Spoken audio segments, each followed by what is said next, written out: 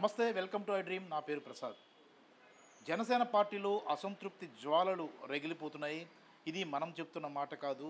ఆ పార్టీ జన సైనికుల్లోనూ కీలకమైన కార్యకర్తలు, నేతల్లో ఇప్పుడు వారంతా కూడా రగిలిపోతున్న పరిస్థితి కనిపిస్తుంది.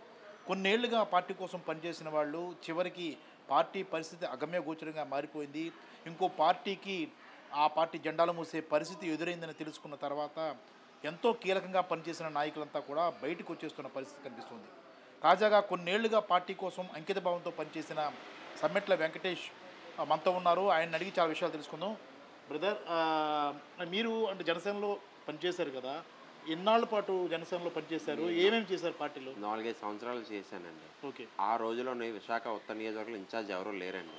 ఉషాకిరణ్ కానీ ఎవరు లేరు. సభ్యత్వాలు చేయనందుకు కూడా ఎవరు ముందుకు వచ్చేవారు కాదు. నేను అలా సొంత డబ్బులతో సభ్యత్వాలు చేయించి, అలాగే పార్టీ కోసం జెండాలు కట్టి కేసులు పడి అన్నీ చాలా చేసాం. చాలా చేసిన తర్వాత మా పవన్ కళ్యాణ్ గారు అప్పటికి కూడా అడిగాను, ఏంటి ఇన్ఛార్జ్ వేయండి, లేకపోతే వార్డు ప్రెసిడెంట్లు వేయండి అంటే వేస్తామా అని చెప్పి అలా డ్రాగన్ చేసేవారు. ఎందుకు డ్రాగన్ చేస్తున్నా అర్థమే కదా. అప్పుల్లో అనేవారు టీడీపీ జనసేన కలిపి పోటీ చేస్తుందని. అప్పుల్లో కొంచెం టాక్ వచ్చింది. టాక్ వచ్చిన తర్వాత నేను చాలా మా నాయకులు అడిగాను, ఏంటి మరి టీడీపీ జనసేన కలిపి పోటీ చేస్తుందండి, మేము అందరం కాపులు అండి, సొంత ఆస్తులు అమ్ముకోండి, పని మానుకొని పార్టీ కోసం కష్టపడుతున్నానండి, మరి ఏంటండి మా అందరి పరిస్థితి అంటే, లేదమ్మా మనం అది కూడా వంగవీటి మోహన్ రంగా లాంటి వ్యక్తిని చంపిన వ్యక్తిని మన కాపులు మన పార్టీ తీసుకెళ్ళి వేరే సామాజిక వర్గం చెందిన పార్టీకి మన పార్టీని తాకట్టు పెడుతుంటే నాకు చాలా మనసు బాధపడి. అంటే మీరు జనసేనలో పనిచేశారని చెప్పారు కదా, అంటే ఇన్నాళ్ళు 5 ఏళ్ళు పనిచేశారని చెప్పారు. ఏంటి దానికి ఏమేమి చేశారు అసలు? అంటే ఏంటి ఇవన్నీ? ఇదిగో ఇవే ప్రూఫ్లు అండి.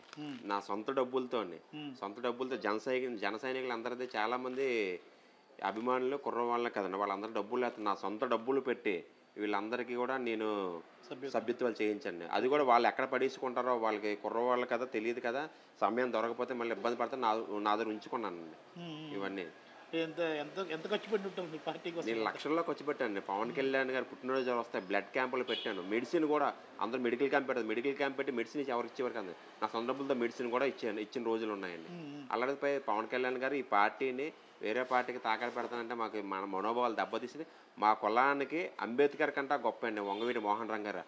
అలాంటి వ్యక్తిని చంపిన పార్టీకి ఈవేళ జనసేన అప్పచెప్పుదానంటే నేనే కాదండి, ప్రతి ఒక్కరు వ్యతిరేకిస్తున్నారు. చాలా మంది కూడా జనసేన నుంచి వైఎస్ఆర్ పార్టీకి వచ్చేందుకు రెడీగా ఉన్నారండి చాలా మంది. అంటే ఇదే కారణంతో మీరు వైసీపీలు చేరినట్టుగా అనుకోవాలా? అంటే మీరు జనసేన ఏదో చేస్తుంది, పవన్ కళ్యాణ్ ఏదో ఒకటి సాధిస్తారు, ముఖ్యమంత్రి అవుతారు, లేదంటే ఏదో చేస్తారని మంచి క్వశ్చన్ వేశారండి. పవన్ కళ్యాణ్ ముఖ్యమంత్రి అవుతారని ఎన్నో ఆశలు పెట్టుకోండి. మిర్యాల వెంకటరావు గారు చాలా మంది చెప్పారు. ఇది చిరంజీవి గారిని కూడా చాలా టీడీపీ పార్టీ తొక్కిసింది. ఈనాడు పత్రికే చాలా విషపూర్తిగా రాసి పవన్ కళ్యాణ్ చిరంజీవి లాంటి వ్యక్తిని తొక్కిశారు. ఇప్పుడు చిరంజీవి తొక్కిశారు, అతను కొంచెం అమాయకుడే కదా అందరూ అనేవారు. పవన్ కళ్యాణ్ వచ్చారు, నిలబడతారు అనుకున్నా. నిలబడింది ఏం చేశారండి లాస్ట్కి? ఇక నారా లోకేష్ చెప్తున్నాడు, ఇవాళ CM Chandrababu Naidu, deputy CM నేనే నిర్ణయిస్తాను. అలాంటప్పుడు ఇంకెందుకు పార్టీ పెట్టి అతను సీఎం అవుతారని కదా, నేనే కదా, చాలా మంది ఆస్తులు అమ్ముకొని ఉద్యోగాలు మానేసి అందరూ ఇవాళ జనసేన పార్టీలో తిరుగుతున్నారు. ఇవాళ ఒకేసారి గాలి తీస్తారు. ఇద్దరు పుట్టారంటే ఇద్దరు కూర్చొని డిసైడ్ చేయాలండి. డిసైడ్ చేయకుండా వన్ సైడ్కి ఎలా చేస్తారండి? అంటే మీలాంటి సీనియర్ కార్యకర్తలు ఎన్నాళ్ళ నుంచి పనిచేస్తున్నారు కదా, ఈ పొత్తు విషయంకి వచ్చినప్పటికీ అసలు ముందుగా మీలాంటి వాళ్ళతో కానీ సీనియర్ నాయకులతో చర్చ జరిగిందా, లేదంటే ఏకపక్షంగా పవన్ కళ్యాణ్ నిర్ణయం తీసుకున్నారా? ఏకపక్షంగా పవన్ కళ్యాణ్ ఎక్కడైనా చూసారండి మీరు? ఎక్కడైనా మీటింగ్ కార్యకర్తలు కానీ పెట్టి అలా చేస్తున్నామో అలా చెందుతున్నామని ఎవరితో చెప్పలేదు. ఏకపక్షంగా నిర్ణయం తీసుకున్నాను. నేనే కదా, చాలామంది మనోభావాలు దెబ్బతిని ఈవేళ కోట్లు లక్షలు పొలాలు అమ్ముకున్న వ్యాపారాలు పోయిన వాళ్ళు పార్టీ పవన్ కళ్యాణ్ సీఎం అవుతారు, మా కులం వాళ్ళకి ఏదో చేస్తారు, కార్యకర్తలకి చేస్తారు, చాలా ఆశలు పెట్టుకొని ఉన్నారండి. వాళ్ళందరూ ఆశలు అడియాసలు అయిపోయింది.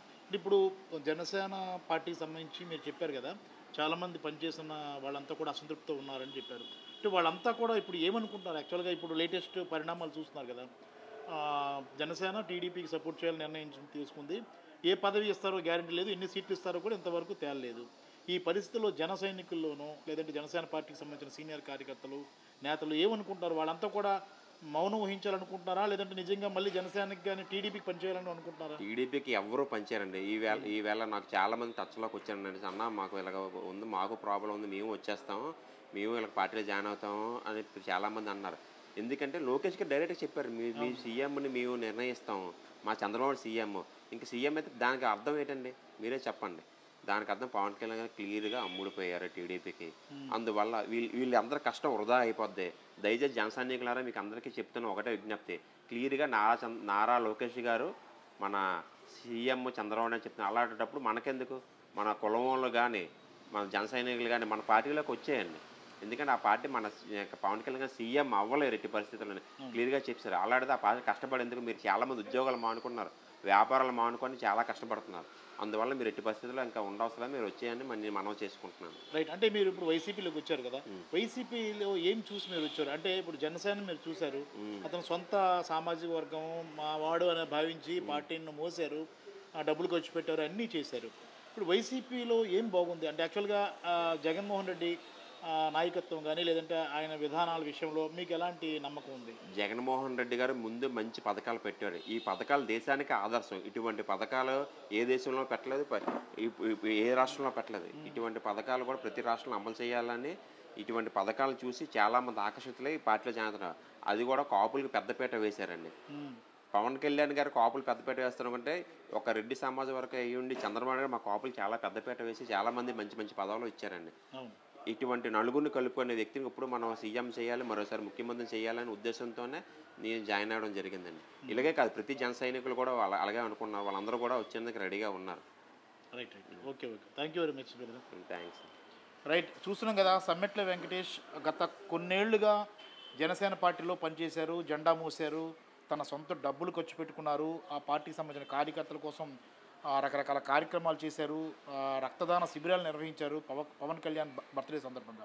ఇలాంటి సొంత డబ్బులతో తన అభిమానాన్ని చాటుకున్న సమ్మెట్ల వెంకటేష్ లాంటి ఎందరో వ్యక్తులు ఇప్పుడు పవన్ కళ్యాణ్ తీసుకున్న నిర్ణయాన్ని పూర్తి స్థాయిలో వ్యతిరేకిస్తున్నారు, పూర్తి స్థాయిలో అసంతృప్తి వ్యక్తం చేస్తున్నారు. జనసేన తెలుగుదేశం పార్టీతో కలవడాన్ని వాళ్ళు పూర్తిగా జీర్ణించుకోలేకపోతున్నారు, దాన్ని తీవ్రంగా వ్యతిరేకిస్తున్న పరిస్థితి కూడా కనిపిస్తుంది. ఈ విషయంలో ఒక ఉదాహరణకి ఒక సమ్మెట్ల వెంకటేషే మన ముందున్నారు. అలాంటి వారు చాలామంది ఇంకా మౌనంగా ఉండిపోయిన పరిస్థితి కనిపిస్తోంది. మరి ఇలాంటి ఒక రకమైన విప్లవం అనేది జన సైనికుల్లో మొదలైంది. ఇలా మొదలైన విప్లవం జనసేన పార్టీని ఎటువైపు దారితీస్తుందని మనం ఆలోచిస్తున్నప్పుడు ఖచ్చితంగా ఆ పార్టీకి తీవ్రమైన దెబ్బ తగలబోతుందన్నది మాత్రం స్పష్టమైపోతుంది. కెమెరామెన్ మూర్తితో ప్రసాద్, ఐడ్రీ మీడియా, విశాఖపట్నం.